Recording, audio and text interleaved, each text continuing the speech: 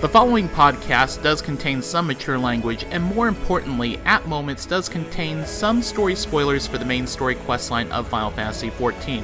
While we do appreciate you listening to this podcast and listening to us share our experiences, we want you to have the best experience possible in the main story questline, and suggest that you complete it up through Shadowbringers before listening to this podcast. In addition to that, I will give you another spoiler warning shortly before we start discussing main scenario quest content for Endwalker. With that said, enjoy the show. From the many realms of Eorzea to the distant reaches of the Two Moons via the magic of podcasting, this is episode 3 of A Podcast Reborn, a show celebrating our journey in the past, present, and possible future of Final Fantasy XIV. This episode is being recorded on this Sunday, not Saturday, but Sunday, December 12th. And if you're having a hard time finding Kleenex at your local store, you can probably blame Yoshi P and Endwalker for that entirely. Today's episode is sponsored by Sarah's Twilight Popoto Salad. My name is Brian Black, otherwise known as Ro, and with me, as always, are two wonderful co-hosts. First off, the phone strap protecting cat mom who loves it when Grahatia gets assertive. Hi, Meagan. Hi. This was a great expansion for cat lovers. Cat boy lovers. I thought it was supposed to be the Bunny Boy expansion. Well, okay, lap rats don't count. But it was a very bunny expansion. But the Bunny Boy in Charlie and A+, great accent. 10 out of 10. Would play again? Yeah. And, of course, with her, as always, is a fellow summoner who approves of the carbuncle job gauge, even if the artifact set isn't entirely his style. Hi, Brandon. Hello, everybody. We did it. We did it. We killed them all. Oh God. We killed them all. If you know, you know. If you don't, you'll get there. If you know, you know.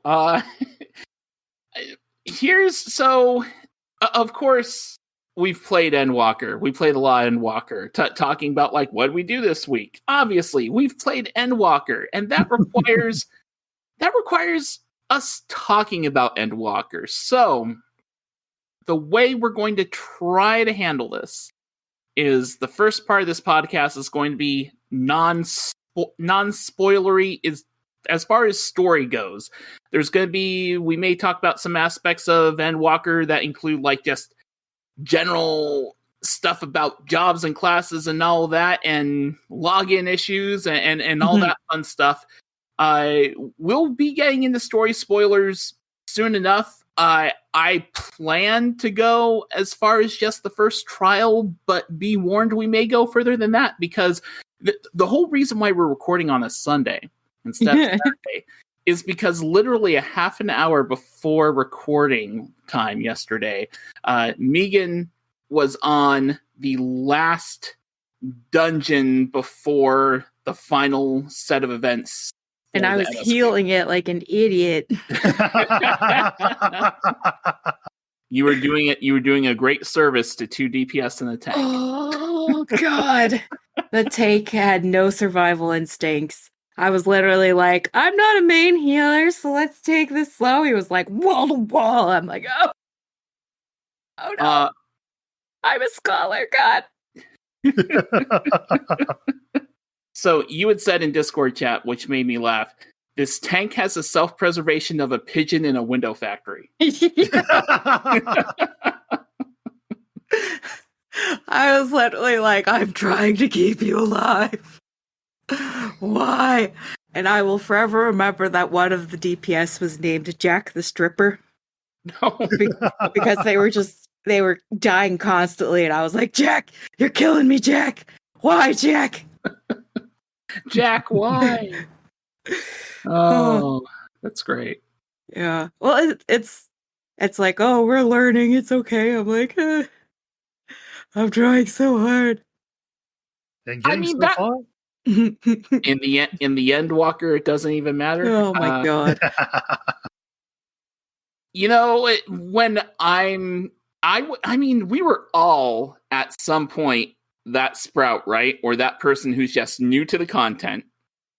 and you have that player who just like has trouble, and I'm sometimes still that player who has that trouble, because I'll tell you what, folks, at 40 something years old, my reflexes sometimes are not as fast as I wish they could be. So sometimes I am that player and that character, but I would say, I think my general tolerance for dumb fuckery, for lack of a better word, is probably 4 or 5 attempts. You get to attempt number 5, and I'm like, all right. Yeah, we managed to do it, I think, within 3 attempts on all of them. But it was really me learning how to brute force it. It was not them learning the mechanics. Or I think the tank slowly learned, but Jack never learned. Oh, poor Jack. I just remember. Maybe he just needs a better education. I mean, obviously he's stripping to pay the bills, right? Oh my gosh. It was a cat girl, by the way. Oh, a cat girl named Jack the Stripper. Yeah. I should have known. Jack short for Jackie or Jacqueline, or maybe just Jack, and whatever floats your boat. Should have been a bunny boy, but Right. Jackrabbit. Yeah. Yeah, exactly. Oh my gosh.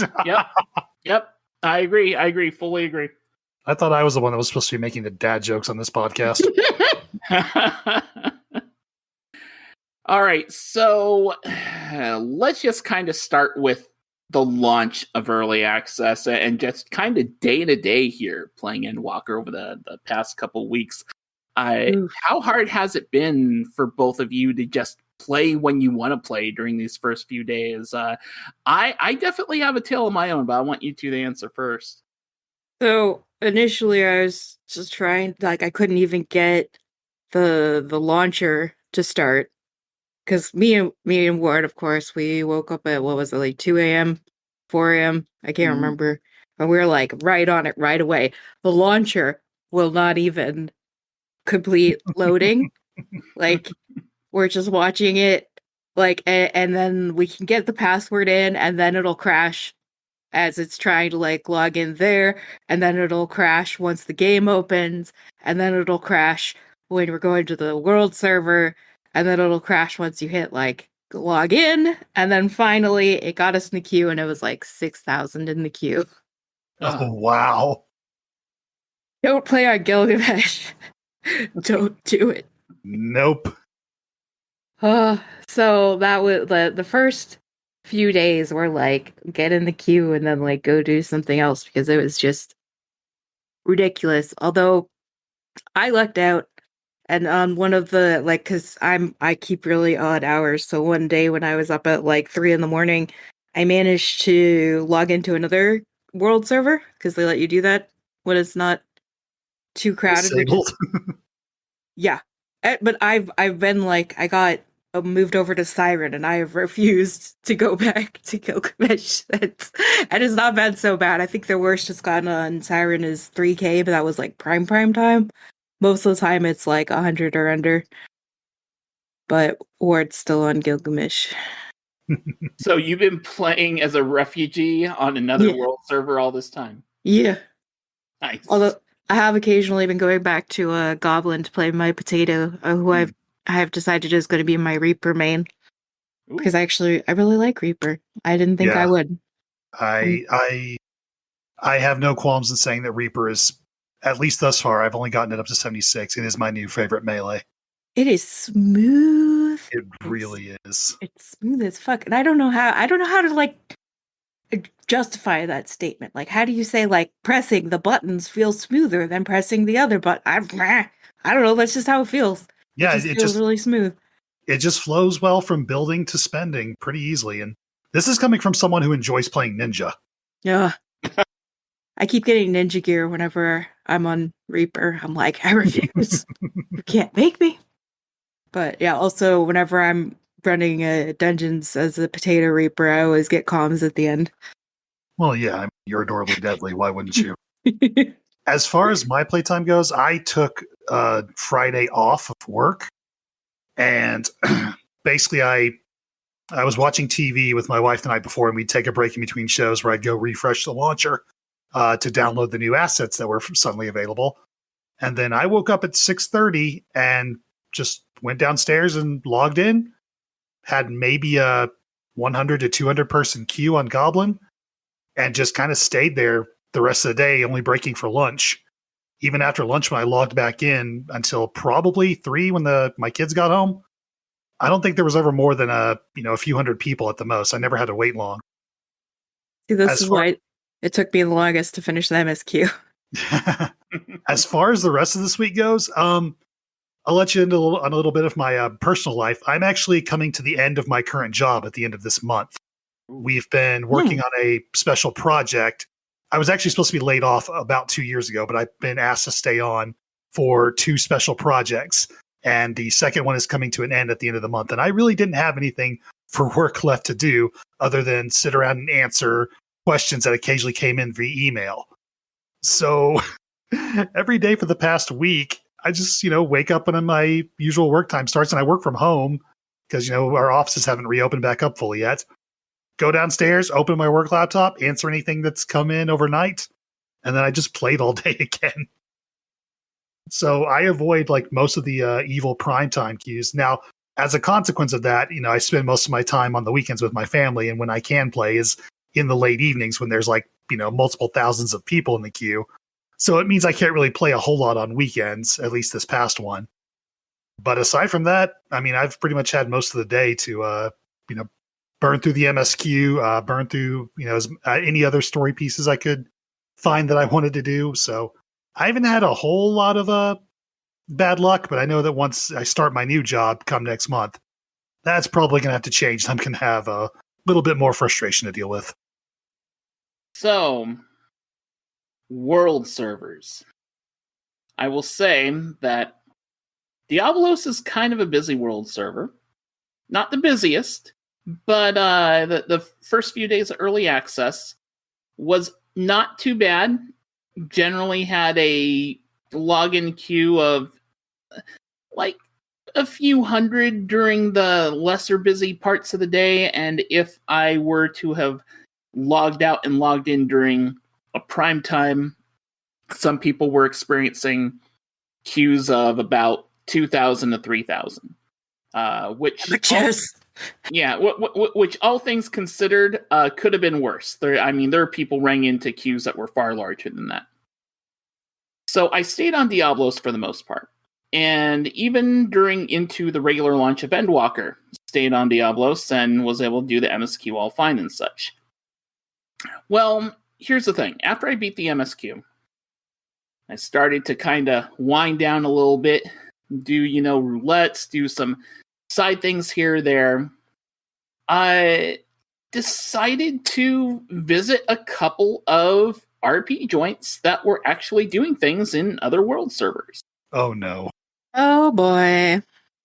Yeah.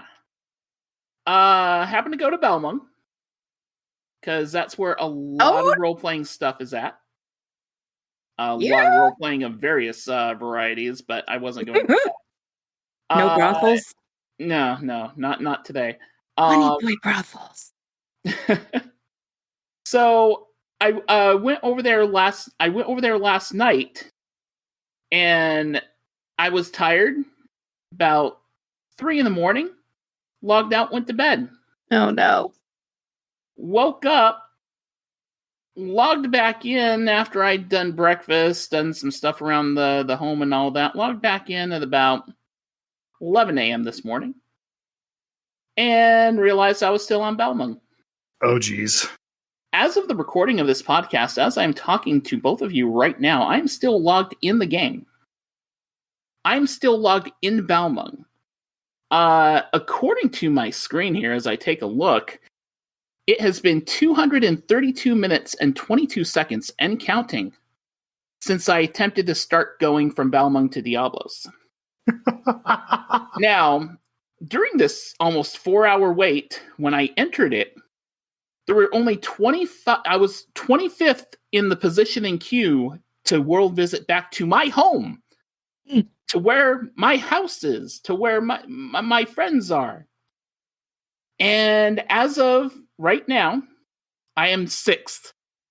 So we've managed in 4 hours to get through 19 people. Only 19 people have logged out of Diablos, apparently, to make room for those ahead of me to get in. Oh, no.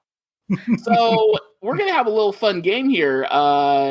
We've got maybe an hour and change left of recording to go. What do you two think? Do you think that I'll get back to Diablos before the end of this podcast? No. Considering we're recording at 6:20 p.m. Eastern time on a weekend, yeah, things are looking bleak. But I have to stay logged in, because if I log out, I'm going to get hit by a double whammy. One, I'm going to get hit by a login queue just to get back into Balmung. And then if I want to try to get back into Diablos, there's a wait on top of that. No, Lord. I wonder how they prioritize people who want to get back to their home world versus everybody who's just in queue. You've got to be like at the back of the line, I would assume. Otherwise, why would you be waiting so long? Did you at least win big? I did actually make a profit, yes. Okay. Now, does the profit justify being stuck on a different world server for 4 hours? Probably not. Yeah, I haven't seen my retainers since the start of Endwalker. Retainers, they're going hungry. They're probably poor, broke, and penniless. Calling for cheap tricks on the corner. Oh my god. The only thing I've opened up my retainers to do is to store all of the leveling casting gear I picked up along the way while doing the MSQ. Other than that, I'm scared to send y'all out on ventures. We need more glamour chest space. They gave us 3 new, just straight up glamour items, glamour sets. Mm-hmm. And I'm like, my stuff's already full. I have to choose my least favorite. Move it out. Well, it doesn't help that some of the leveling sets are really, really nice looking. Yeah. I know most of them are recolors of existing gear, because I know some of the weapons are recolors of Skaven and Shire Tombstone gear. Yeah. But some of the others, I know they're recolors of something. I've actually been meaning to make a list and see if I can figure out what everything is a shared model of. But some of these sets are really pretty. It was the Ishgardian gear, the crafted gear called the Ishgardian something gear. It's the one with the corsets and the flowy dresses that were really popular. I remember that very specifically. But what I really liked was the one that we got on the moon, because it gave me we're veering into spoiler territory. Everybody knows it's in the freaking trailer. All right, we go to the moon. Yeah, we go to that. That's fair enough to say. Trust me, if you guys say anything that I feel is too spoilery, I will be editing or bleeping it out. Works for me. They have these gloves that just look like these really long arm clips, like Hatsune Miku wears, which I'm guessing neither of you guys know who that is. I thought you glitched out for a second. It's gloves that are just detachable sleeves. I have some of those. Yeah, I think the caster set had some of those in the second. Yeah, it was a purple and teal blue set. It's her color scheme too. With the high collar, it makes you look like Auron from FF10. I love it. Yeah. Oh, it really looked like oh god, it's like. Okay, you guys aren't gonna know this. The anime where people get the first anime where people get stuck in a video game. Oh my god, my brain is gonna melt. Or dot hack. Yes, dot hack. That's the one. It really looks like a dot hack set. And you thought I didn't know it. Oh. Dot hack is actually one of my favorite JRPGs. Yeah. That's right. It was a game first. Mm-hmm. I've only seen the anime. I haven't played the games. This is the part where Brandon can't contribute. It's the weeaboo. The weeaboo shit. So you've enjoyed Reaper on your potato. Yes. On your main, you've been playing Summoner? Yes. And I did Scholar for one dungeon, and I'm never going back. And never again. I've been trying Sage a bit, too. I think I'm up to 73, 74. And I like that one, too, actually. I like it more than Scholar, because with Sage, you can just do DPS and you're just doing baseline healing on the tank, whereas now going back to Scholar, it's I have to switch back and forth between healing or DPSing, and I'm like, oh, this is not as fun. I want to shoot lasers and just have it heal. But also, I feel like relying on lasers for mainly healing doesn't seem to be good enough. Like, yeah, it's definitely not possible to just do nothing but DPS and have that be enough to pull the tank off, except in like super low level dungeons. The first thing I did on Sage, doing a roulette when you're doing like an alliance roulette and nobody really notices you anymore. Exactly, yeah. The first dungeon I ever did on Sage, I actually took it into a leveling roulette, and I got frickin' Satasha. Ooh. Literally nothing you can do at that point except your one heal and then your 2 DPS abilities. Ugh. See, that's why I've mostly been doing like just target queuing Shadowbringers dungeons specifically, and then just running around and doing like side quests because I hate being pared down so hardcore. I can't say I blame you, but I just wanted that sweet leveling roulette bonus. True. Although it's been like all tank all the time, like no extra for healers. Yeah, get out of here. So it sounds like our experiences are similar. I did the MSQ as a summoner. The only thing I've done on Scholar was the healer role quest because I was like, all right, it's here. I'm just going to go ahead and take care of it. And the only thing you really have to heal on that one is the last quest. And I'll just say this: there are 2 NPCs there that are with you because it's a healer role quest. Of course, you're going to have NPC allies, right? And you do have to heal them. I did it on Scholar. They don't put you in a party with those 2 NPCs. Oh. So the fairy doesn't do jack for God. her auto heal. That's how the class plays. Goddamn. I know that took a bit of getting used to, unfortunately, but it was still doable. That's kind of weird considering that like the trust system puts NPCs in your party, so why can't you do it for that? Agreed, but for whatever reason, they did not do it. I'm not going to say who it is, obviously, because spoilers at play. Yeah, but I had to rely on older, knowledge of Scholar healing and like, okay, well, now I need to start keeping ether flow saved to heal these people up. Good lord. Just keep shields applied and DPS the rest of the time. All of my Scholar macros still have like fairy commands in them because I haven't taken them out.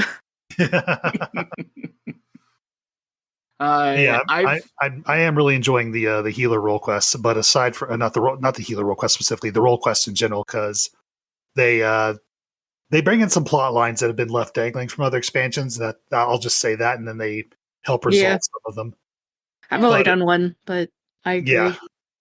So aside from that, the only other thing I played is I've done a bit on Sage, and then I've been leveling Reaper because I want to do the melee role quest with that.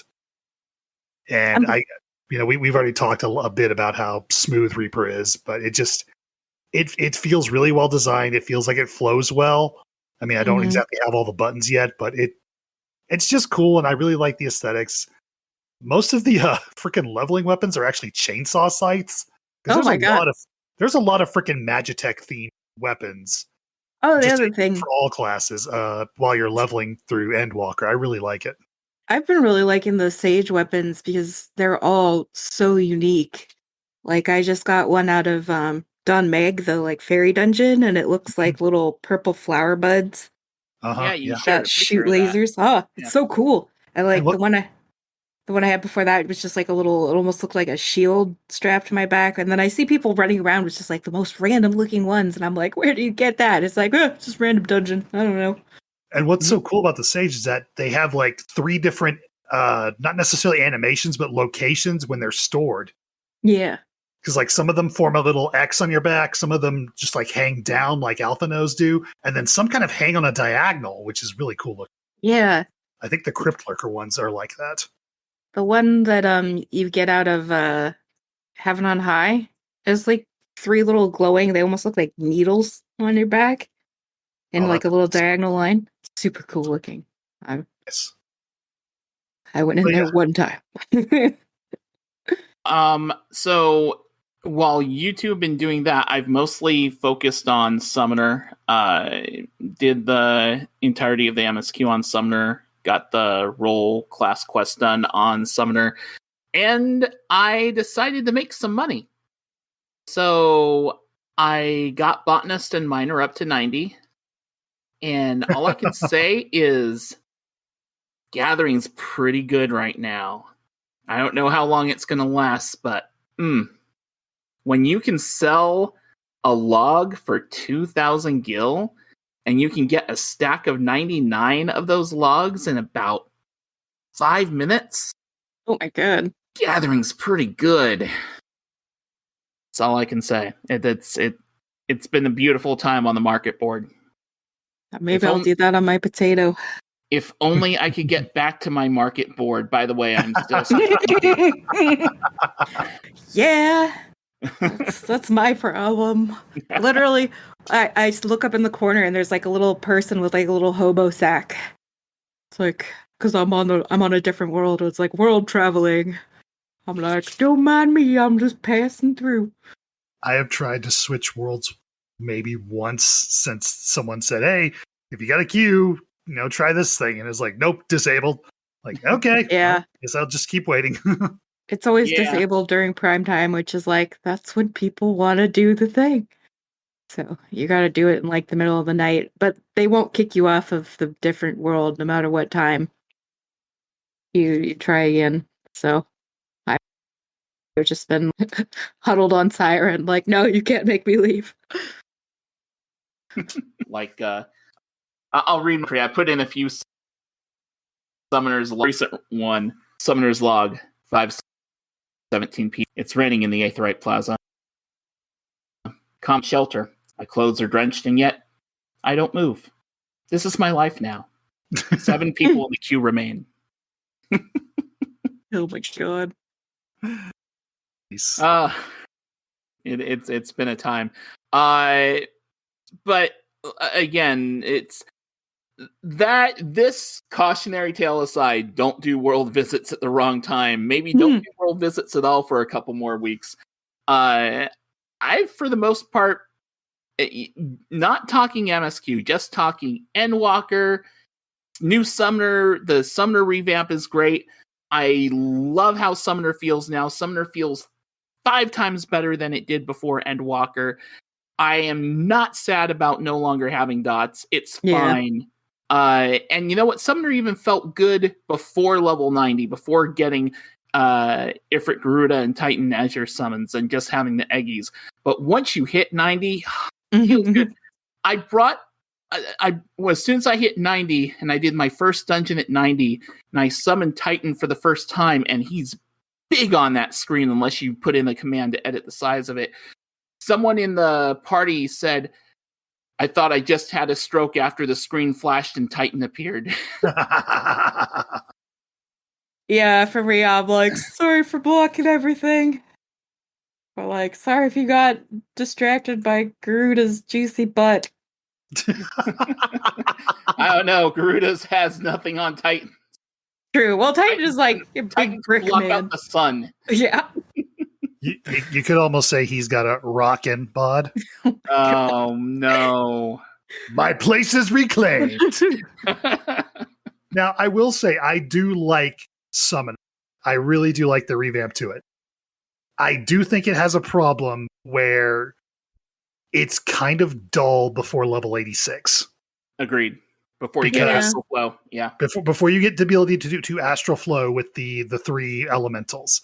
Because until that happens, you're literally spamming one button, depending on if you're single targeting or AoE. Yeah. That needs to be given to summoners a lot sooner because it's incredibly dull to have to wait until level 86 just to have more than one button to press when that phase happens. Yeah, imagine leveling it from go. Ugh. Yeah. Yeah. I do want to do that just to see what it's like, but I think it has too much spread going on. I think they need to spread the love around a bit earlier. I'm fine with waiting till 90 to get the big kids in the pool, so to speak. But that particular button, it made me wonder, how bad is Summoner feeling to level? It feels like you're going to be waiting forever to do anything. If you want to know how bad it feels, try an MSQ roulette on Summoner, and you will understand true boredom. Yeah, I haven't tried that one yet. I never had to run any roulettes to keep caught up with the MSQ, but I don't want to imagine what that feels like. I mean, you get a nice little carbuncle gauge, but yeah, that's about all there is to say about that. The other thing is, I noticed this when I was leveling, just even doing the MSQ. The difference between how the Eggies versus the full primals execute their summon and hit things attack is very different. Because I noticed that too with the little. When the big boys come out to play, they literally just drop their attack on top of whatever you're doing. If you summon the Eggies, and I think this only happens with Titan and Ifrit, I didn't test it with Garuda Eggie, but they'll pop up, float over towards the enemies, and as soon as they get inside the range of that, they'll do their attack and run away. The problem is that they don't go far enough. The number of times I summoned Titan on a trash back when I had, one near the edge targeted, he would float over, execute his big attack, and hit one of them, and then run away. Mm-hmm. I'm like, that doesn't feel good. They need to mess with the programming on that a bit. But once you get to level 90 and get the big kids, they just drop it right on the center of whoever you're targeting. So that it at least isn't a permanent problem. But while you're leveling, if you don't have the right thing targeted, you can do a lot of missing with those AoEs. Yeah, I thought it was really funny because I call Titan the chicken nugget. Yeah, same. That's what he looks like. And I can't remember what dungeon it was in. Something that had like Machina, the guys, the like motorcycle guys that would like take off down the hallway. I hit the attack, the motorcycle guy takes off. So it's just the chicken nugget slowly chasing after him. Like, you go, boy. You get him. I can do you one better. I was running the 2 expert roulette dungeons that you have to unlock up to the MSQ. Mm-hmm. And our tank was basically like pulling packs and going till he hit the next wall, which, he never wipes, so he can pull that off. But I summoned freaking Ifrit in the middle of that.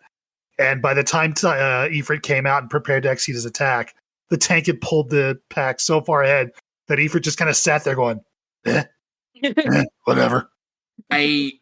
That irritates me so much when doing Garuda to try to hit a pack with Garuda, the plant that AoE. Mm-hmm. Yeah. Yep. Oh, man. Tank's always pulling him out of it. And I'm like, put it in the thing. I learned pretty quick after that first wall. I was like, all right, I'm waiting until the tank stops before I do anything. Yeah. It would almost be an awesome quality of life thing if they just made Garuda's astral flow put an aura on the tank so that the AoE just happened around the tank. That would be spectacular. But I don't see that happening, unfortunately. No. Yeah, it won't happen. So outside there obviously there's a lot of surprises that happen in the story, and we'll get to that soonish.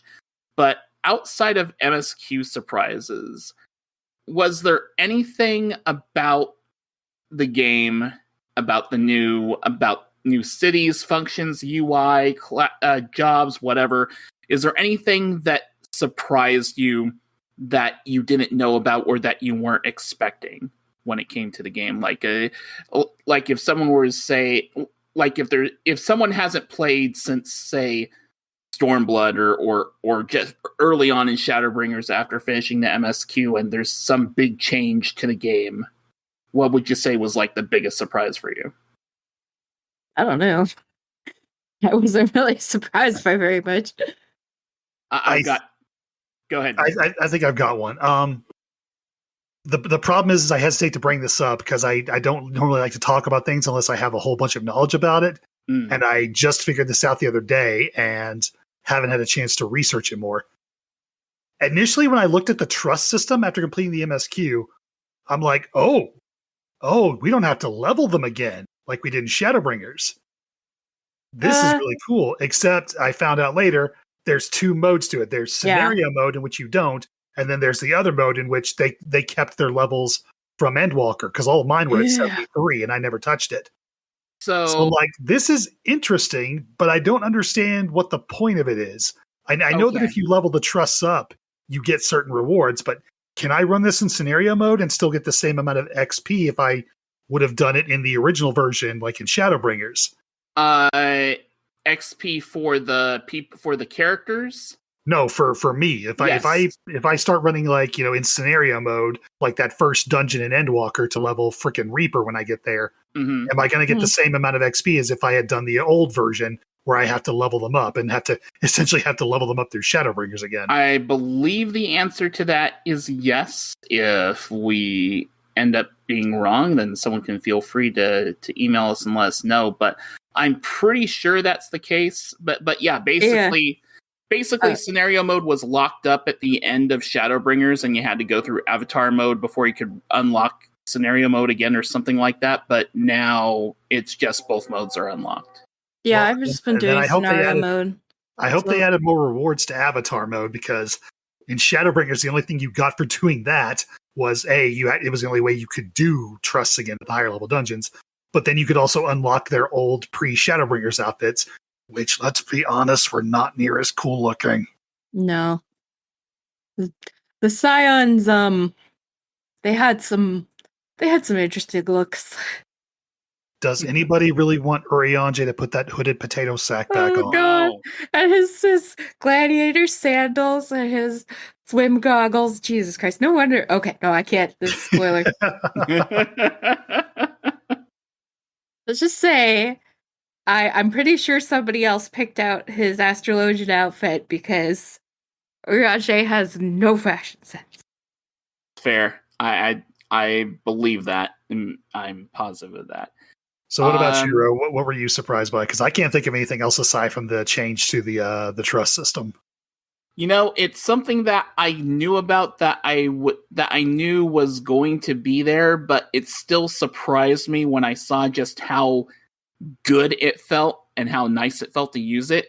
Is local aetheryte teleporting in cities, like that whole map interface. The new map interface, yeah, that is so good now. I am still opening up my regular map, like looking at my quest objective, figuring out what the closest aetheryte is, and then I open up the aetheryte and I'm like, oh, I didn't need to do that. It's right, I can see it. I was actually annoyed by that at first, because I got to the point where I had memorized like where in the list every place was and where they all ended up going, and I could just click it one time and then go there. And then in the map, I have to almost double click it. And I'm like, ugh, it's so annoying. I have to click twice. I know where I need to go. And then after about an hour of using it, I got over it because it's so much more convenient. Oh yeah. For the class quest, I'll just can I say where it sends you to? Which yes. one? It sends you to Ishgard, and you talking about the caster roll quest? Yeah, the caster roll quest. It sends you to Ishgard, and being able to just boop, pull it up, because there's so many aetherites in Ishgard, and they're so randomly placed, and being able to just see the little mini map and be like, yes, that's where I need to go, and just boop, click on it. Oh, amazing. Mwah, love it. 10 out of 10. So that's an excellent segue. Part of the reason why I said yes, you can say Ishgard, is because I need to ask both of you, have you checked out the plots in the Imperium yet? Haven't gone there yet. Wow. How about you, Meagan? In the where? The Imperium, the new housing district. No, I haven't. I have. I have my eyes on a couple of particular plots. I'm going to... Well, I already have a house. So yeah. But I don't really want a house, to be honest. Oh, I definitely want a house. I don't want a large mansion. Although I now have the gil to afford a large mansion, which is insane. Oh my god! I did not look. I did not think I'd have 50 million gil at this point. Hey. I will say, Word got a mansion, and it's actually been kind of a pain in the ass to try and decorate the whole thing. Right? And I'm trying to help out with that. I haven't been great at helping out with it, but it's freaking huge. You get this huge basement, you get huge main floor, and then upstairs there's two sections. There's a balcony, and you can look down in the middle, and then there's two sections of rooms on either side. It's gorgeous. It's very fancy, but you need so much furniture. And that's precisely why I don't want a house. I have my room in the Free Company estate, and I have my random apartment in the frickin' God, where even is my apartment? I don't remember anymore. I think it's in the Limsa housing district, which I can't remember the name of. Mist? Anyway. Yeah, Mist. I have a small house, and that is literally just a main floor and a basement. And so it's kind of just having the two rooms. It's not that difficult. I have an apartment, but I literally just use it for storage. Yeah, I'm quite content just getting whatever I can get and using that to decorate my two little places. And I just know how much gil it's going to cost me to not only even buy the house, but to decorate it the way I would want. Just like, I'd rather save this up and spend it on crafting gear when it comes out. No thanks. I would say mansion's only worth it if you're going to like have an RP guild or like just an FC in general. Yeah, like a free company and like have a bunch of people contributing to help design it and get all the furniture for it because oof. Our opinions on housing notwithstanding, how is the Imperium row? So without the houses built and with it just being a whole bunch of empty plots and, you know, your usual NPCs and stores and stuff like that, it looks very empty. Like it looks very Ishgardian, which I mean, it's an Ishgard, but very gray, very bland and boring. So it's weird because it's like there's all this hype about Ishgard, but I actually have a prediction that that Ishgard's going to become the new Goblet. Oh, that makes sense. Bold. Well, there's no water. The thing about Ishgard that makes it so cool is the architecture, like the cathedral-like architecture and all the stacked buildings and the bridges and all that stuff. And that's really not possible in a housing district. So right. I can see how, it's like we're all hyped for it, but really, like, Kugane is still really popular because it's gorgeous, and then, like, Lims is really popular because it's got the beach, and, like, even Gridania's got, like, the pretty flowers and the river going by, but, yeah. If they opened up Ishgard and at the same time said, oh, by the way, we're going to open up 3 more wards in each of the other areas, I bet you lotteries for those other areas would be far more packed than Ishgard. Yeah, well, I think Ishgard might be a status symbol for a while. See, I don't care about status. I just want a house. Yeah. I think right now Kugane is like the status symbol, but also because we're all giant weeaboos. We're like, give me the Japanese one. So I have a question for you two before we move on. Yeah. Mm-hmm. Which of the following would you rather have implemented next? Housing in Sharlayan or in the Crystarium? Sharlayan. Okay, did not see that coming. It's the music, man. I freaking love it. I mean, I've been in love with the Crystarium since the moment we first set in there. I think it's gorgeous. So I would try to get at least a medium plot in the Crystarium if I could. Yes, living on another world seems a little bit weird, but you know what? I love the architecture of that city. Like, I enjoy Sharlayan, don't get me wrong. Crystarium is my jam. I was really shocked with how much I love Sharlayan. Like, it's so chill and it's so like the acoustic guitar and the ocean and like that music is pretty fantastic. It's so good because and you have the water, just the water aspect of it too. It's that is definitely nice.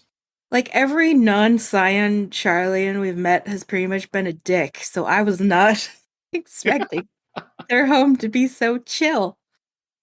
Right.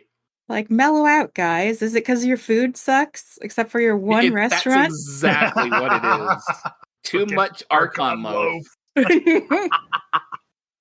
Okay, minor spoilers. Did you tell Emilion to go eat the Archon loaf? Yes. No. I did, and I will allow that spoiler to remain in. You'll know it when you get to it. Before we go into talking spoilery stuff, because time is running, and I know you guys have feelings and words to put together about the MSQ. We have an email, and you might our remember, first email. I know. We put an email asking to see like what your predictions are for Endwalker, and I figure before we get into spoilers, maybe we should read this prediction email. So this was from Evan, who writes, "Hey guys, loving the podcast so far. I drive public transport for a living, so I'm always on the lookout for new shows to listen to. As far as my Endwalker predictions go, I think I'm on the money with them both. I feel like Tataru will meet her end, Walker, LOL, as she is one of the most lovable characters we have had the whole time, and I always look forward to seeing her when we pray return to the Rising Stones. Now, for the twins, I feel like there will be a point where the twins will face a grave danger that will see Fortunel sacrifice him to save them from certain harm, which in the process will turn his character around to show the true love he has for his children, and will ultimately lead to Alphino taking his father's place in the Forum. Keep up the good work. Evan, I don't know how far you are in the MSQ at this point, but enjoy the ride, and I guess you'll see soon enough. How much money are you putting down? Because you said you were on the money. So how much is it? Whatever the amount, we take it. Okay, like first cutscene with like voice acting, they're like, hold tight to your friends because you never know when you're gonna lose them, and they're like zooming in on Tataru, and I'm like, row. All right. So, without any further ado, this is the part where I'm going to probably throw in something that says, warning, there'll be spoilers here. Maybe it's just me saying that. But from this point forward, we will be talking about spoilers for Endwalker. If you've not completed the MSQ, you might be safe for the first few minutes, because what I'm going to attempt to do with these two is only talk about things up to the first trial, because we only have so much time to talk about this stuff. That being said, if we end up talking about more than that, you have been warned. So try and stop.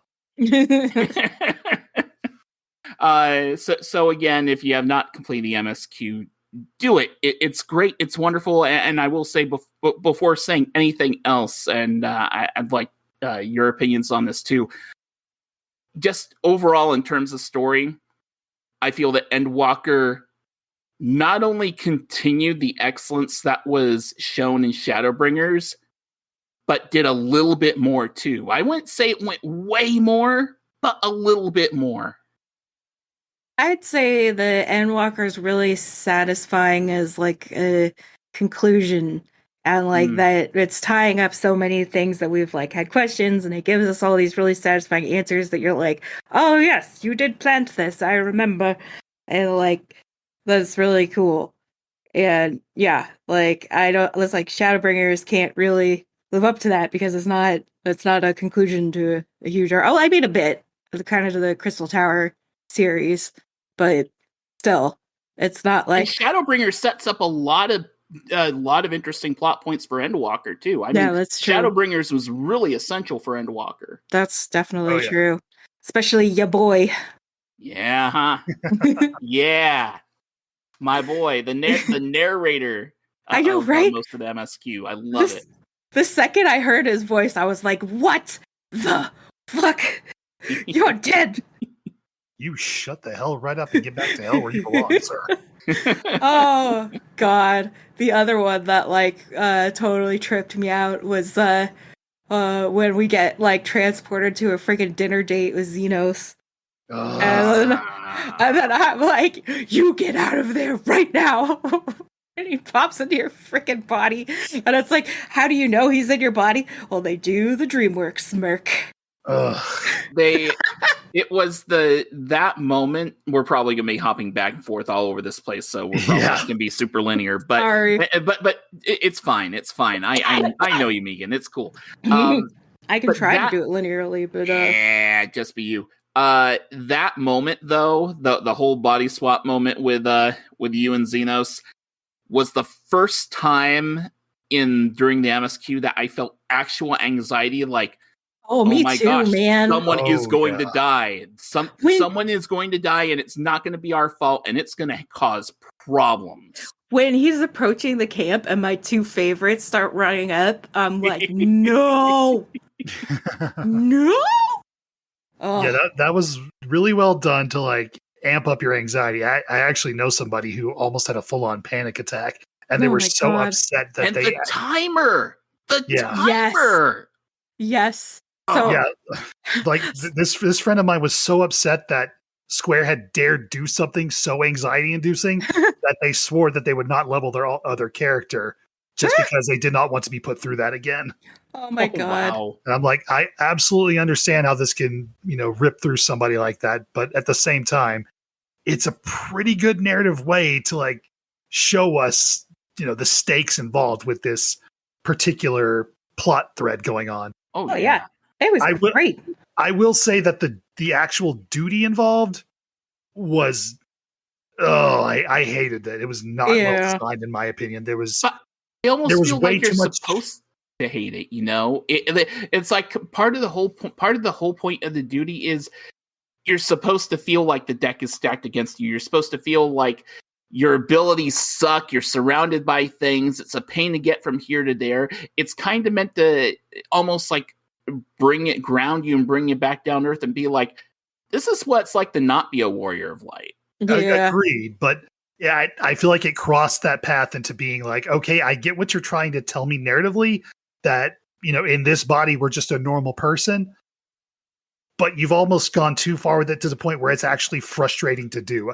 I couldn't figure out how to find the things you're supposed to find.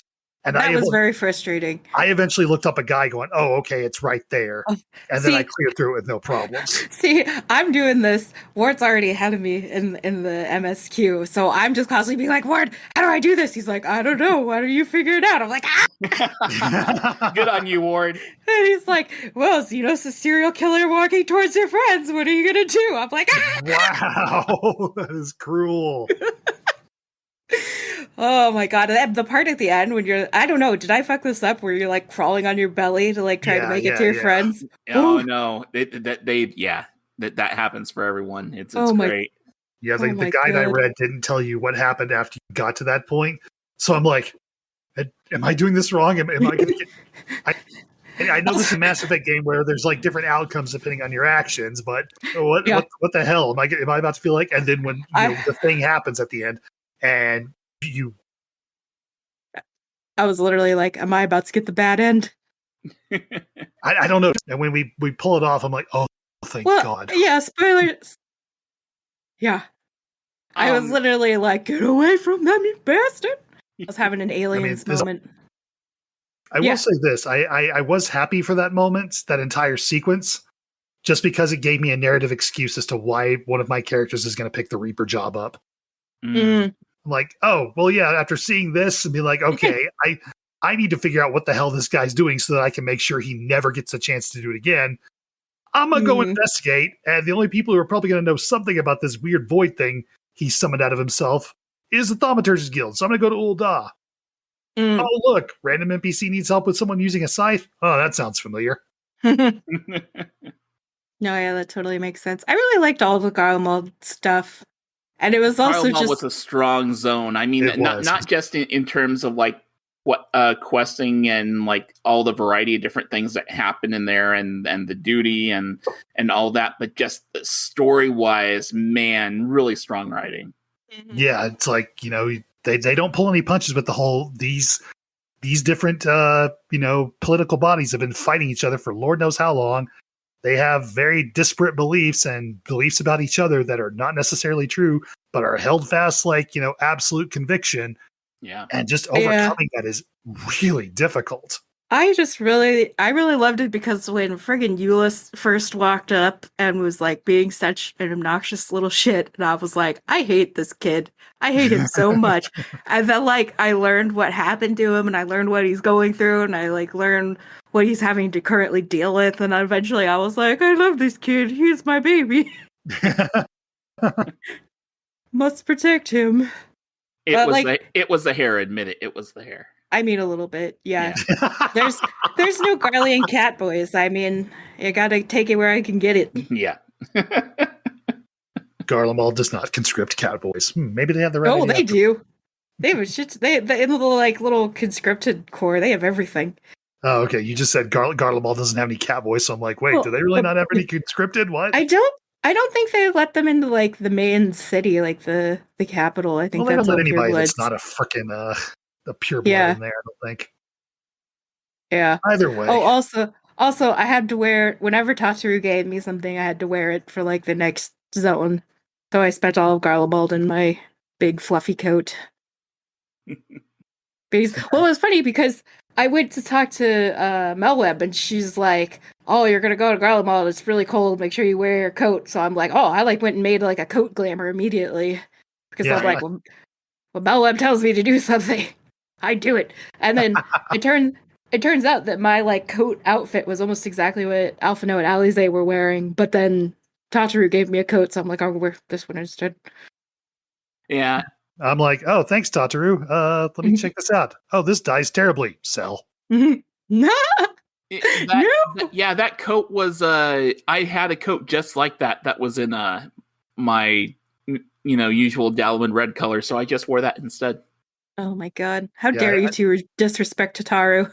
Oh, I did worse, but I don't think we're allowed to talk about this zone yet.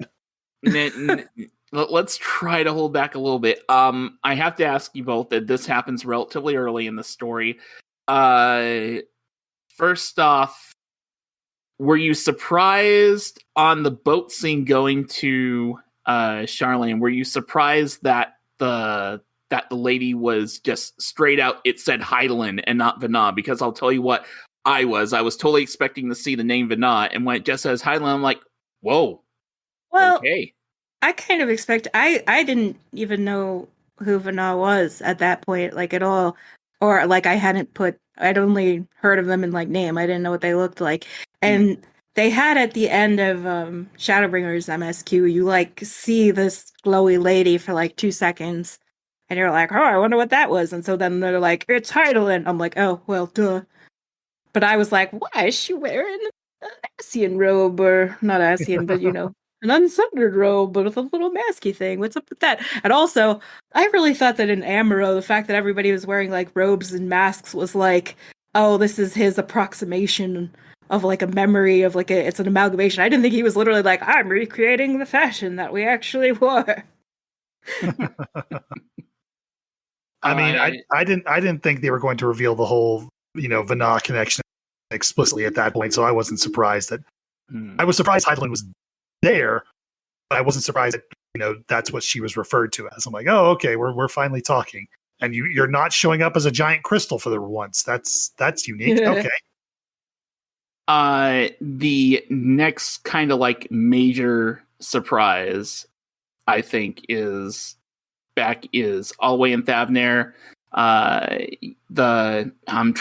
Was it Nidasa? I'm trying to remember her name. Nidhana? When she basically gets trapped as you go to the Tower of Zot, you have your whole warding scale and everything, but she gets trapped.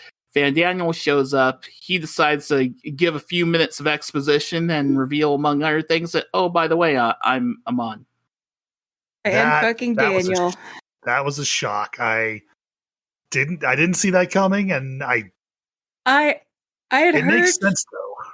I had heard fan theories that Aemon might have been Emmett Salk because he casts using the snap, and also they're both melodramatic theater kids. But no, Van Daniel makes just as much sense, if anything, more sense, especially in the melodramatic theater kid department. Oh my god, when he was in the friggin' butler outfit, I was like, I hate this. That was a bit much. There is no such thing as a bit much with that kid. Come on. Oh my god. He is the most all the time. Either in his, Asian form or in his sundered soul form. There is nothing that is too much for frickin' Amon / Van Daniel. I was honestly surprised that they tied him to a boss in the Crystal Tower. But knowing what they do with it later, it made sense and how it helped tie into his motivations. Yeah. But that was what shocked me more than anything. I'm like, oh, wow. Has this been planned from the beginning, or did they just go like, everyone loves Amon's weird, quirky sense of humor in his fashion. Let's see if we can just tie him into this. Or maybe it's both. I don't know. I'm pretty sure that the Crystal Tower series was the first quest series that the woman who now is the main story writer did. So people are speculating that either she just has themes that she really likes, or she's planning this from the beginning. She just really likes theater kids, or or maybe she is one. Who knows? Yeah. I mean, aren't we all? No, I think most podcasters are. I'm a band nerd. I don't know what you guys are talking about. Hey, I was part band nerd too. I was a little bit of everything. Going back to Garlemald, I'd say the biggest surprise for me, and honestly, it's a two-part thing, but this was more shocking to me than the follow-through on it. Is you go into the Tower of Babel. Mm-hmm. Boss 1, relatively easy, goes down fine. Boss 2, no problem, goes down fine. Now, beating the second boss, the third boss is coming up, and I'm expecting, okay, probably either Fandaniel or Xenos, one or the other. They're probably going to save Xenos for the first trial, or Anima's the first trial. So I'm thinking, okay, we're going to fight Fandaniel in some sort of Asian form or something like that. And you get through the trash and you look in the distance and there's Anima just chilling out there. And I'm like, wait, what the fuck? Is it just me or did that really look like a Diablo level? It did. When you got there, you see him in the distance and all the chains and he's wiggling. And I'm like, well, switched games. I don't like this. Well, I mean, he looks like a dead-on recreation of how he looked in Final Fantasy VIII. So, they essentially use the same model and of course gave it higher definition and spruced it up and stuff. But the fact that Anima was the boss of that dungeon kind of blew my mind because it made me start asking a lot of questions. Because I think that the great majority of the player base for all this time, when Anima was revealed and the Mega Sisters were revealed, a lot of people thought Mega Sisters would be a trial fight. Even most people thought that Anima was going to be a trial fight. And then when you get to Anima and both of those ended up just being dungeon boss encounters, and you ask yourself, what are these trials going to be? Yeah. Well, I mean, it makes sense because up to this point, trial fights had predominantly been primal beings, which were all based off of classic summons. And what are the Mega Sisters in Anima? They're classic summons. Yep. Maybe not as classic as like Ifrit or Titan, but you get the idea. Right. So then, once you get through them, you're like, wait, if these guys are dungeon bosses, what the hell is the trial going to be? Well, turns out you weren't wrong. Yeah, it was still a primal fight. And yeah, you just the follow through that surprise when you get to the moon, you start doing that early stuff. And when that whole scene is playing out, you have Xenos and Fandaniel showing up and you're about to have your confrontation. And I'm like, okay, this is going to be where the first trial fight's going to be against Xenos. It's pretty clear. Xenos is going to probably, I was predicting something to the effect of Xenos is going to like sap some of Zodiark's power. You're going to fight a super ultra mega version of Xenos and defeat him, and then other stuff's going to happen. And then even that scene plays out, and Fandaniel's like, excuse me, sorry, just a word here, I'll be brief. And he's like, remember when I said I wanted to die? I was not lying. And he just drops back into the pit. And as soon as that happened, I'm like, shit, Fandaniel is the first trial. And then I'm thinking, okay, Fandaniel's the first trial. And I'm like, okay, we're going to fight Fandaniel. And I'm not entirely wrong. Nope. But then it's Zodiark and this end music is playing. And I'm looking at the screen, guys, and I'm seeing level 83. I'm like, how are we at the end of the fucking game right now? Didn't I say that? I was like, it's going so hard at 83. Where are we going from here? Yep. I'm like, the boss music, the stuff that was playing in the end is like, that's typical stuff that you hear at max level for your final trial fight of the whole damn thing for like all the marbles and stuff. And the fight was epic as all hell. Being able to do that fight when there were no guides for it and we just had to learn it and learn the progression on it. I'll tell you what, I normally don't like to go into these Final Fantasy fights that way, but for that one, I loved learning it. Like, just the progression for us for learning it was wonderful. It took us our group took about 6-7 attempts to get it done. But the best thing. Oh boy, here we go. Best thing. Ladies and gentlemen listening to this podcast, during that fight, I had the most triumphant, best all-time favorite moment I have possibly ever had playing any MMO. And when I say that, I mean going all the way back to the glory days of Ultima Online more than 20 years ago. That's how old I am. We're fighting Zodiark. Mechanics are kind of kicking our butt, even though we've learned a lot of them, but still things are kind of overlapping on each other. Got triangles and squares happening and lasers here and there, and the turning. Oh my God, the turning was driving people nuts. And we do a whole bunch of stuff, and we get to this one point where Zodiark moves to the corner and he does his diagonal rush.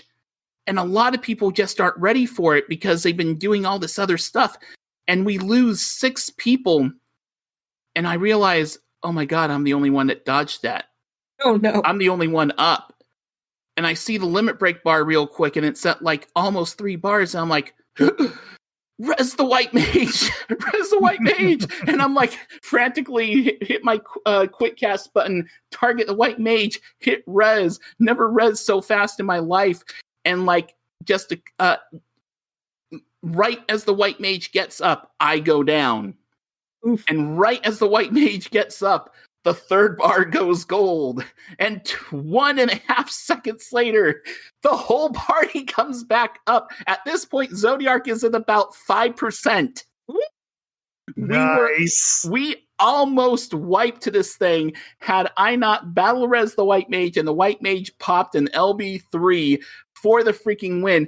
My friends, as a DPS in a trial fight, I have never received more than 1 commendation. I got 5 on that one. Nice. You got robbed. You should have gotten the others. I should have gotten the others, but I'll take 5 on it. Well done, sir. Well done indeed.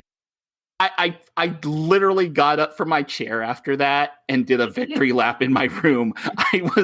I hadn't felt, just reminiscing that moment, I hadn't felt that good about playing an MMO in a long time. World of Warcraft Wrath of the Lich King beating Yogg-Saron felt almost that good.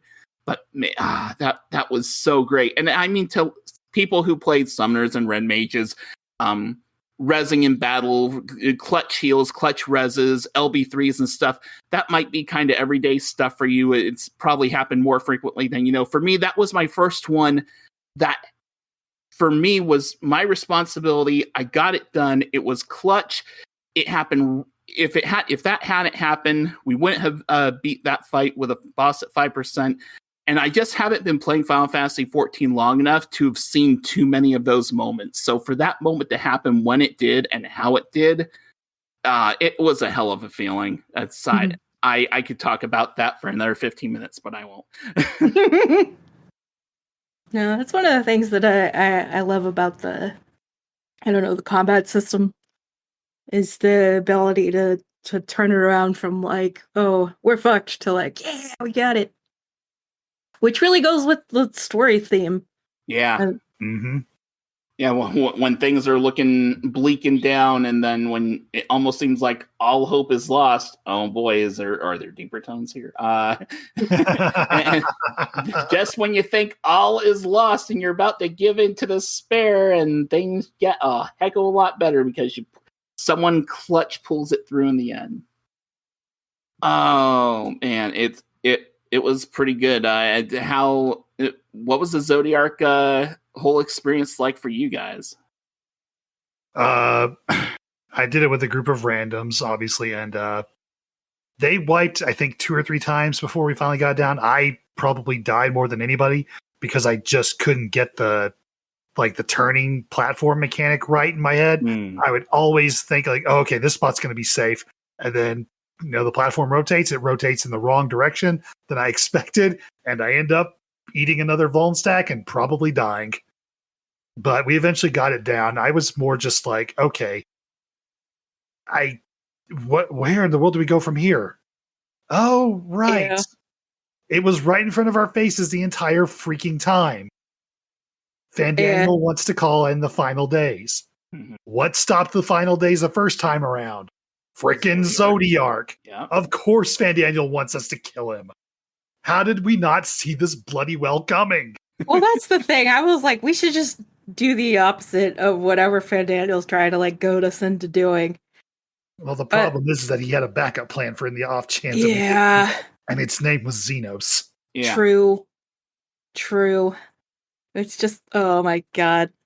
It's like, Fan Daniel was so obnoxious. And such a great villain. I think he played off of Xenos like so well, because each one of them on their own is like kind of too much in one direction, but then you put them together. It's great. Oh my god. Well, this may be calling a bit ahead to later in the story, just to kind of confirm it. But ever since they started teaming up in the post Shadowbringers patch quests, I'm always like, we are literally fighting this game's version of a team up of Kefka and Sephiroth. I mean, what the hell? How much can one person expect to take on? Yeah. Oh my god. I don't know. I ended up really liking Xenos by the end. Like, not as a person, just as a character. Of like, you are a consistent man. You make your sense. Guns. Yeah. When he showed up the first time he showed up at Growlbald, and he was like, you want to fight? I don't want to fight you yet, or like you're not focused enough on me. I'm just you're gonna not ready. go. Yeah. So at this point, I'm going to say, don't have too much time left, but I'm going to give a second spoiler warning at this point. I'm going to let them talk about stuff beyond the first trial right now, because I'm sure there's things that they want to get off of their mind right now, and we're going to talk more about the stuff after Zodiark on the next episode, I'm sure. But I've got to let them.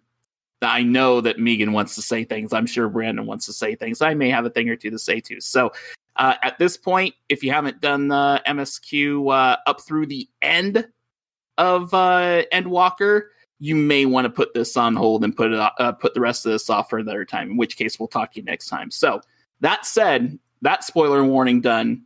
Okay, you're off the leash. Go wild.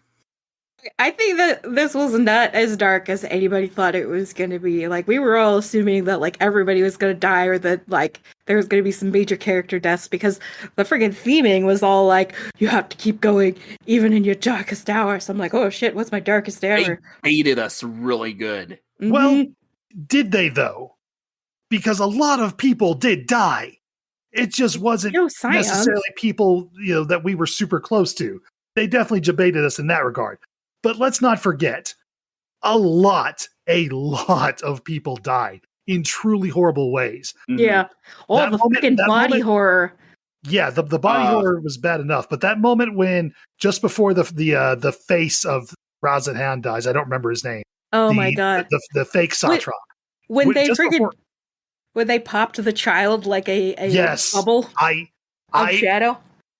I had to get up and walk away from my computer at that point because I was about ready to throw up. Because all I could think about was that happening to my two children. And I'm like, no, that's the point where I just turn. Because at that point, I am lost. In most video games, you're not even allowed to like put kids in danger. But I remember I'm doing the Razathan dungeon, and everything's on fire, and we run up to this elephant lady and her 3 adorable elephant children, and she starts freaking out. I'm like, oh no, she's gonna hurt her babies. And then the babies turn. Oh. And I was like, what? And then when the infant in his arms starts like glowing, I'm like, don't you fucking dare. That was also anxiety right there. Swimming to the bottom of that pool to find that kid after realizing it's his mom had died, and we're even going back to areas that we were before the first trial here. Mm-hmm. That was another point where I'm like, if this kid dies, I don't think I can play the rest of the day. Oh my god! And then we just barely managed to save. I mean, it's being an orphaned when you're like not even a year old is still pretty awful and kind of trauma-inducing for me. Mm-hmm. But at least we managed to save his life, or her life. I don't remember at this point.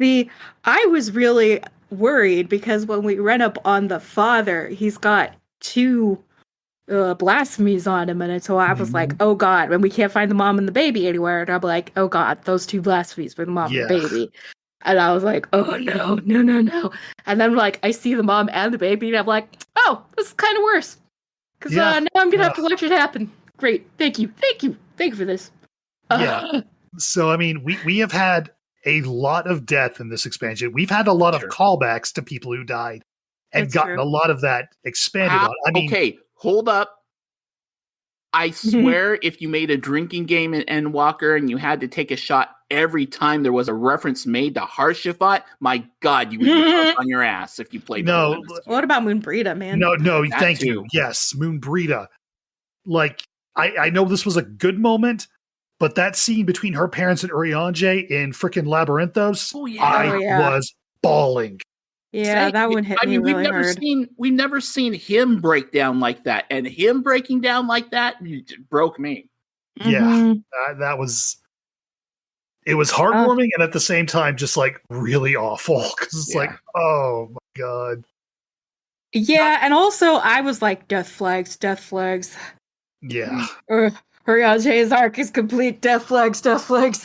Well, let's also not forget that the last zone, we lost everybody for a bit. But kind of like once Gistola mentioned the crystal, I was like, everyone's fine. That saved it.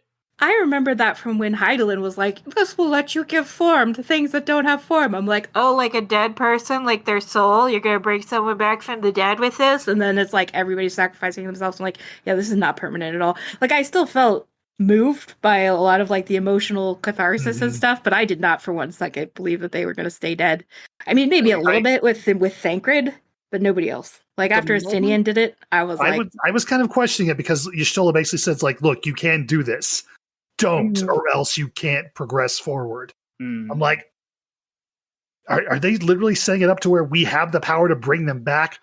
But if we do, we will undo all the good we have done? Is that what they're setting up here? Because freaking ow. Yeah. I just figured it was like, oh, hey, we're good.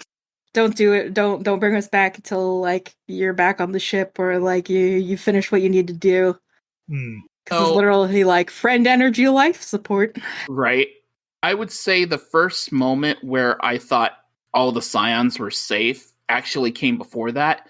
Once it allowed me to do a trust trial with all the Scions, which like a few minutes leading up to that, I'm kind of putting it together in my head. And I'm like, wait a minute, there's 8 of us. And because there'd been that one trial in Elpis where you got to do stuff with Emexcel and Vana and Hith, right?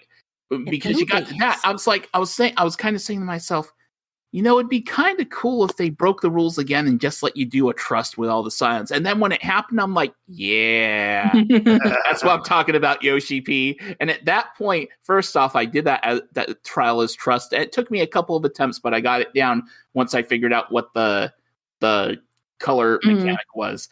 That fight was awesome, but was also at that point that I just kind of had it in my head that they were going to allow a trust fight for the final boss as well, which they didn't do, which looking back on it isn't a bad idea because having the final boss fight be with other players is probably for the best, and giving them that moment on Heidelin was good enough.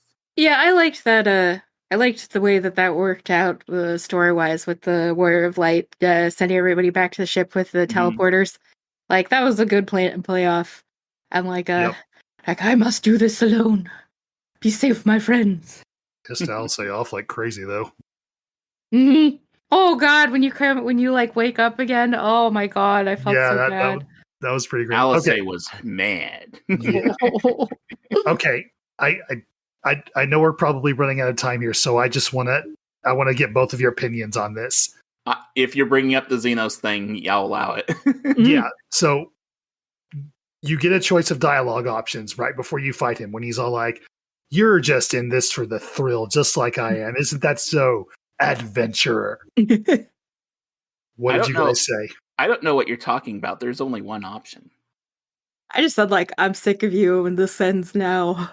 Oh, no, that's what I said, because I know what you're going to say, Ro, and I know you're going to say that I can't deny. And I'm like, no, fuck that. Because I deny anything that maniac ever says about our motivations versus his. No, never. That's what makes Xeno such a good character, is that he fundamentally cannot understand you doing it for a different reason. Exactly. And like that's what makes him interesting, and I think that's what makes him cool in a way, or makes him a really good villain. And also, I just when he friggin' Kool-Aid Man's through the goddamn ceiling as a dragon, I lost my shit. I was like, I'm like, really? Why the hell is Shinryu? Oh hell, that's Xenos. I was also really worried when he was like walking up the steps in Charlotte, because I'm like, I recognize those footsteps. Yeah, that's fucking Xenos. Xenos is approaching my two favorite Lullafell babies. You freaking better not. Is in danger. The Tataru is in danger. Yeah. She would have been, except Kryle. Except Kryle's like, here, go ahead. Do not mess with Kryle Balducian. Kryle's like, here, Xenos, have the mother crystal. Good idea. The leftovers. Look, you want to go fight the Warrior of Light? He's at the end of the universe, and he's probably going to battle a thing that's going to kill him. You want to be the one to kill him? Go help him kill that other thing first. Here's some mother crystal candy. Oh my god. I just love that Xenos was like, nobody kills you but me. Yeah. I chose the to first which I option. respond, you don't even get to kill me, you little bitch. I chose that I can't deny, and because I feel like that's what my character would say, because my Warrior of Light probably, at least in my head, isn't necessarily as principled and goody two shoes as some are, and has done some unscrupulous stuff in his past too. You mean like figuring out how to exploit a casino? Exactly. Oh, exactly. So I mean, he's a thrill seeker. He's an adventurer. He's a thrill seeker. Does he do things, for the right reasons and stuff? Yeah, but he also does things for the thrill of it. So fighting Xenos, yeah, it's that I can't deny seemed like the perfect answer for him. That Good for fight, you. It was not going to be the one for me. and that's fine. I'm glad, and that's the cool thing that they give you those options to kind of let you define the Warrior of Light in your own way, though. I mean, that's. Mm-hmm. I can't say enough just how much that little bit of extra adds on to it. Oh, speaking of choices, I'm going to rewind back a little bit real quick. When you return to when you return to Charlian after having been to the moon, and you have a cutscene when someone knocks on your door and you get a choice of 6 options, I encourage all of you to go to an in-room or whatever, use the unending journey option, and answer that question every way and see how that scene plays out, because it is very different for each character you choose. I still need to go back and do that. You told me to do that a couple times. I had planned to do it the moment it came through, when it became obvious that, oh, you only get to pick one, you don't get another chance to do this. Right. Unless you go back to the unending journey. But I have completely forgotten to do it in the midst of everything else that's going on. It's that's just another awesome way to kind of tailor the experience to your character. Like, even if you just play it through once, it's like, which of these characters do you care about the most? And it's like, for some people, it's like, it should be Alice, or it should be Y'shtola, or some god. Or some people are like Justinian. Are we going to say who we all chose? Yeah, quick, go around the room. Who'd you pick? I mean, obviously, Graha. Of course. Bro? Alice. Stola. There you go. It was almost close, except I don't know. I really liked Graha this expansion. Like, I feel like he's really getting into his groove. And I also loved that he and Alize seem to become buddies. And like her sneaking pickles onto his plate and like them falling asleep reading books together. And it's they're building on that. I think I don't know how much we're going to do stuff with them in the future, but I feel like they're going to do things together again in the future. Mm-hmm. I mean, come on. There's no way we're not going to. The whole shtick at the end with the officially disbanding, but not really. Or so they think. Yeah, well, yeah, they want the Grand Company of Eorzea to stand on its own for a bit, or at least to prove that they can. Come 6.1, we'll be reunited, buddy. You know it. Mm-hmm. It's so cute because it's so obvious that like Alize and Graha both have huge crushes on the Warrior of Light, and like that's kind of what they bond over. And I think that's so sweet that they're like not jealous and they're not like competing with each other. Mm-hmm. They're just both like, oh, Warrior of Light's so great. And that's why they're the ones that like run up to you when you're friggin' possessed by Xenos. Yeah, it's pretty good. Again, like I said, it was a strong MSQ. I don't feel, it's funny because I don't feel like I rushed myself through it, but at the same time, I am a little sad that there's not any of it left for about another few months, and the next few months is going to be, get kind of the same routine I did back in Shadowbringers, leveling up a few more classes, doing some gathering, economic domination, gambling at venues once people can actually travel to them. Yeah. It's going to be. How's your forget, queue? we're not too far along from the first wing of the Pandemonium raid, so Yeah, that is. I think it'll be about a week or so from the point people hear this, I think.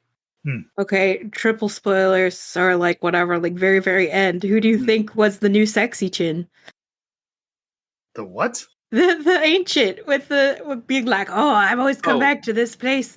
But soon it will be pandemonium. Brandon and I already talked about this. Oh, it's there's no person. question. That's Elidibus. Yeah, it's absolutely Elidibus. Oh man, it's even his voice. Yeah, is it? Yep. I guess I'm just used to him always having weird distortion on it. I didn't recognize it.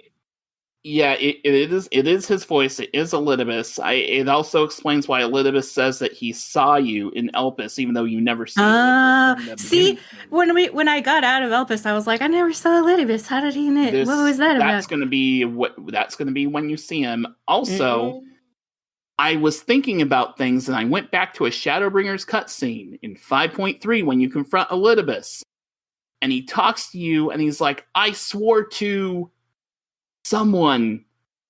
something," and he has memory problems, and even you get a flashback of the memory of Hythlodaeus saying he can't remember what he's fighting for and stuff. And then I'm putting two and two together. I'm like, were they already planting the seeds for this? Because there is a way that he could have lost his memory in Elpis. I think they definitely were. So what I think is going to happen is this Pandemonium stuff. You're going to do stuff with Elidibus, and when it's all said and done, in order for things to continue the way they should be, the Kairos thing is going to be used on Elidibus, so he hardly remembers you. Yeah, definitely. Well, that's the thing is that time travel and like alternate realities and all this has always been a huge part of the Final Fantasy franchise. Like even going back to Final Fantasy 1, it was a huge part of it. And I feel like for a good time travel story, you need to be thinking like 10 steps ahead, and you need to be like, oh, this only happened because you went back to the past and you did this thing, and then that sent you to the future. Like, you need to have this whole complex thing laid out. And so far, I think it's been great. I think they did a really good job with it.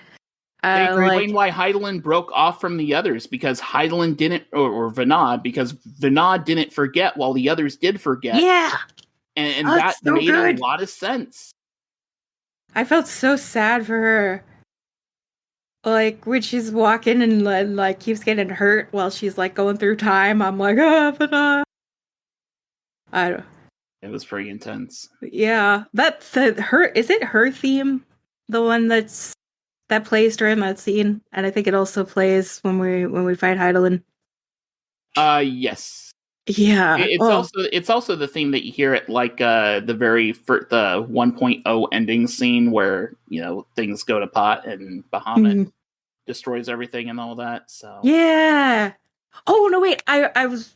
Is that Answers? Yeah. Yes.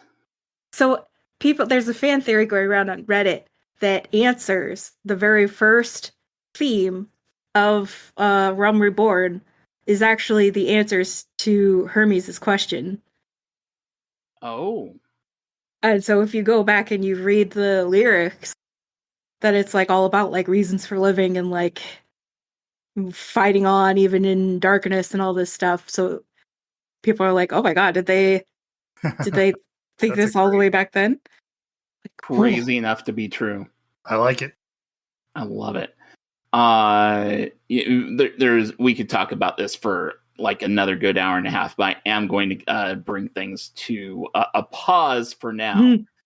Our next episode is probably going to come out at roughly the same routine as the others, like a couple weeks from the time you're hearing this one, although I know we're going to likely record it on a different day because it happens on the weekend of Christmas. So if anything weird happens, we'll put a tweet out on Twitter and let you folks know. All right, well, let's go ahead and wrap things up here. Meagan, where can people find you on social media and all that good stuff? My Twitter is at CatMomMeagan. That's Meagan. I've currently got a webtoon going that is a horror story set in Victorian New England. If I have that linked on my Twitter, if you want to check that out. And yeah, basically anything that you want to find, you can find through my Twitter. Awesome. Brandon, how about you? I know you got a blog and maybe a role in another podcast and stuff. Indeed. You can find me on any of the usual social platforms. Twitter and Tumblr primarily are where I do anything Final Fantasy XIV related, at the BMAT, TheBmatt. I've got a D&D podcast where this lovely gentleman named Ro here is running a campaign for us. It is called +5 to Hit. I do have my writing blog at yourquestlogisfull.wordpress.com. And, I think that's about it. Anything you might want to, read into about what I'm doing is linked on my Twitter profile anyway. So just head there. All right. As for myself, once again, +5 to Hit. If you want to check that stuff out, most recent episode should be up now. It was put up just a few days ago as you're hearing this. You can find me on Twitter at Ro, that's RHOWCR, ROWCR. And you can find the Twitter for this show at A Podcast Reborn. You can email us just like Evan did at apodcastreborn@gmail.com. And I cannot wait to get more emails from you guys about your experiences in the MSQ and just Endwalker in general. Feel free to share those with us. We'll be more than happy to read them. Of course, if they're spoilery, and we'll put them behind some form of spoiler warning or such. The next couple of episodes, we'll start off talking non-spoilers, and then Meagan and Brandon will probably say, come on, we want to talk spoilers now. And I'll be like, fine. At a certain point, we have to be like, all right, it's statute of limitations is. Yeah. For sure. So, can't wait to talk to you again. The theme for our show that you are probably starting to hear right now is Alex Moukala's Imagine Boss theme for Endwalker. Do check out his YouTube channel for more great music. A link can be found to it in the notes for this podcast. I want to add on top of that he and HuskyBytheGeek and a couple others did this anime opening song for Endwalker that is freaking crazy good. If you have not checked it out, you owe it to yourself to check that out because it's pretty great. Of course, that music, AR derivatives of Final Fantasy XIV music you hear on this podcast belong to Square Enix. No copyright infringement is intended. It's been a heck of a first couple of weeks for Endwalker. Can't wait to talk about what's to come because there's still quite a bit ahead of us. So, for Meagan, Brandon, and Butterscotch, of course, this is Brian Black. Until next time, may your loot rolls be high, your glamour fantastic, and your duties always complete.